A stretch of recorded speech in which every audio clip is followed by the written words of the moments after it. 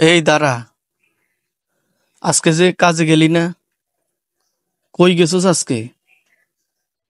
Sir, আজকে কলেজে গেছি স্যার।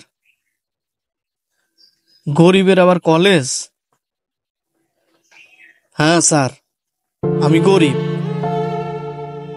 হ্যাঁ, এই কথাটাই যেন আমার নামের পাশে লেগেই গেছে। আমি যেখানে যাই মুখে ভাষা নয়, সবার চোখে আগে খোঁজে আমার পোশাক, আমার জুতো, আমার অবস্থা।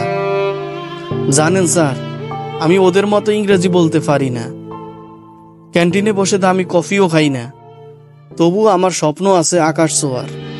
কিন্তু সমাজ বলে, তোর স্বপ্নের দাম কই? পড়তে গেলে শুনি, তুই বই আনলি কিভাবে রে? নতুন জামা পরলে বলে, চুরি করলি নাকি? আমি কি মানুষ না স্যার? আমার আত্মসম্মান নেই? স্যার, আমি সাহায্য চাই না, শুধু একটু সম্মান চাই, একটু বিশ্বাস চাই, যেন কেউ বলার আগে ভাবে সে গরিব হতে পারে কিন্তু ছোট নয়।